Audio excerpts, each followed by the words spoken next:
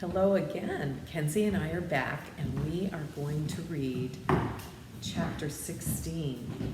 And the title of this chapter is called The Magic Art of the Great Humbug. So what do you think is going to happen in this chapter?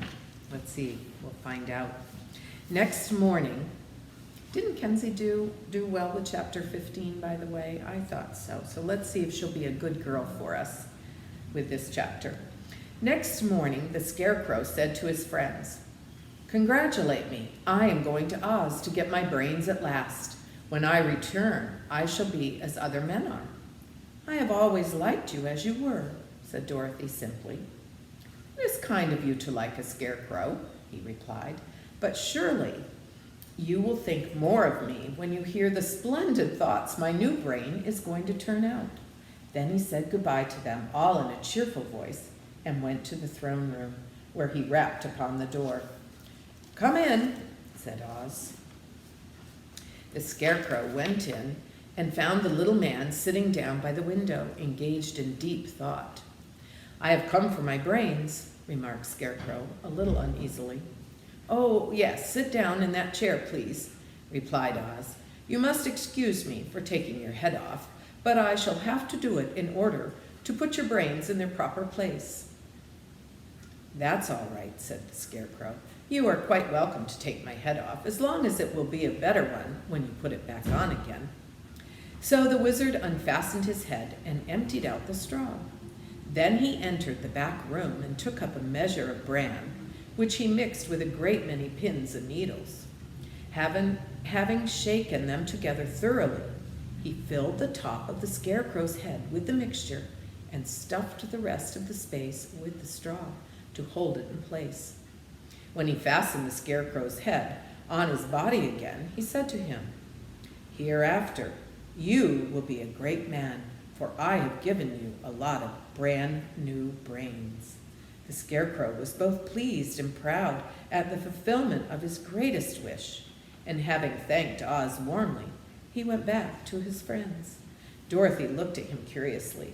His head was quite bulging out at the top with brains. "How do you feel?" she asked. I'm going to turn this around again. I don't know if you can see it, but this is what the Scarecrow looks like in my book.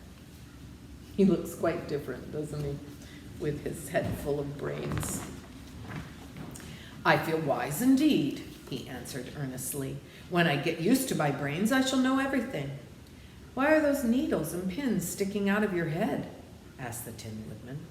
"That is proof that he is sharp," remarked the Lion. "Well, I must go to Oz and get my heart," said the Woodman. So he walked to the throne room and knocked at the door. "Come in," called Oz, and the Woodman entered and said, "I have come for my heart." "Very well," answered the little man, "but I shall have to cut a hole in your breast so I can put your heart in the right place. I hope it won't hurt you." "Oh, no," answered the Woodman. "I shall not feel it at all." So Oz bought a pair of tinner's shears and cut a small square hole in the left side of the Tin Woodman's breast. Then going to a chest of drawers, he took out a pretty heart made entirely of silk and stuffed with sawdust. "Isn't it a beauty?" he asked. "It is indeed," replied the Tin Man. And here's a picture of the Tin Man getting his heart.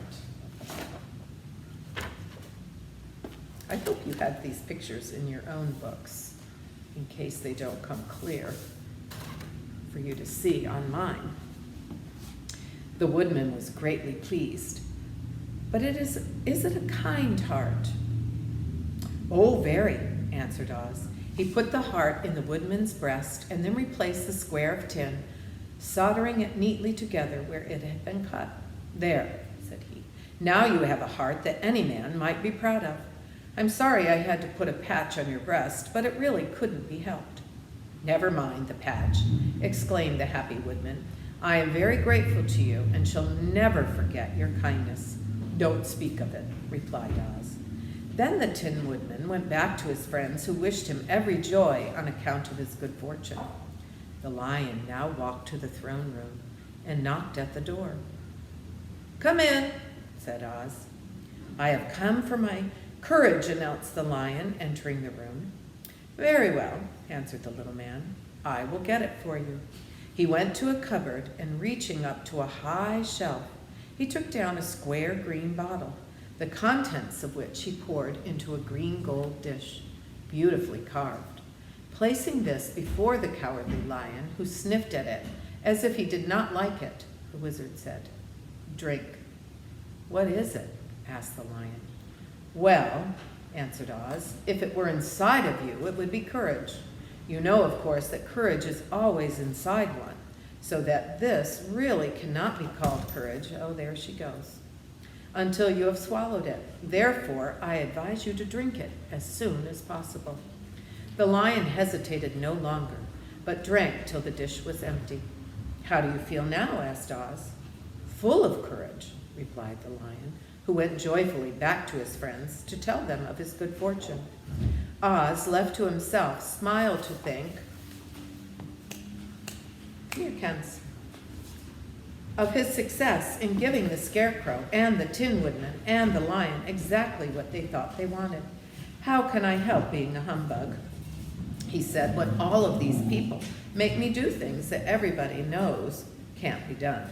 It was easy to make the Scarecrow and the lion and the Woodman happy because they imagined I could do anything. But it will take longer than imagination to carry Dorothy back to Kansas, and I'm sure I don't know how it can be done. Oh, and that is the end of chapter 16. Oh, I'm so anxious to hear how the wizard is going to answer Dorothy's request. You were all good listeners. Kenzie did pretty well, didn't she? She saw Miss Diane and had to go visiting. Thank you. Have a good rest of the day, third graders.